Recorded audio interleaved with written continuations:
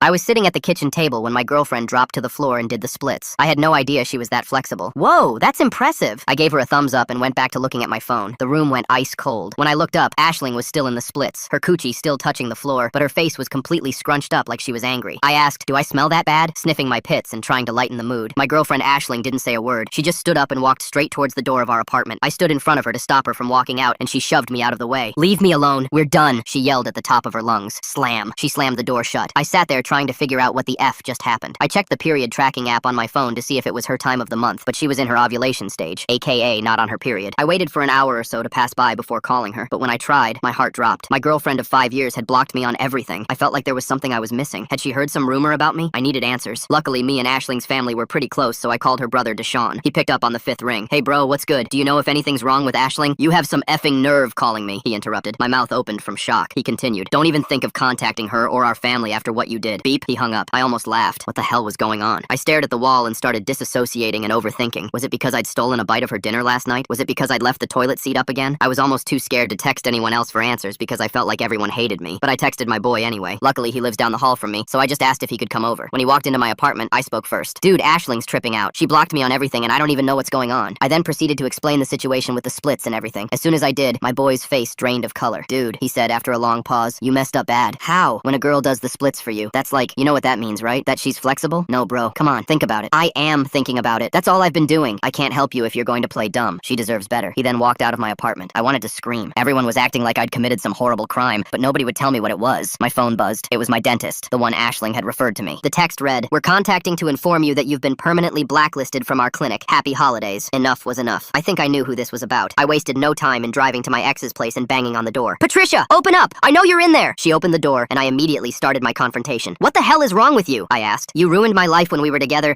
and now you did something to ruin my relationship with Aisling? I expected her to cackle like the evil witch she is, but instead she furrowed her eyebrows in confusion. What? Who's Aisling? What the hell are you doing here? I knew from the way she was speaking that she was telling the truth. She had nothing to do with this. My knees buckled. I didn't say anything. I just walked to my Corolla and drove straight to Aisling's parents' house. Aisling was in the front yard with her mom and aunt, organizing moving vans and directing them to go to our apartment. They all stopped when they saw me. Aisling, please, just tell me what's happening. What is going on? Her aunt laughed, but it was cruel. He still doesn't get it. Aisling finally looked at me, her eyes red from crying. It was a test. A test of what? Every woman in my family does it. We test our boyfriends to see if they truly desire us, if they see us as more than just roommates. I raised my voice. By doing the splits? Aisling crossed her arms. When I did the splits, you should have come over. You should have shown that you were proud of me. Stand up and clap. Come over and hug me. Instead, you gave me a thumbs up like I was your buddy at the gym. I just sighed. To this day, I still flinch whenever I see anyone doing the splits.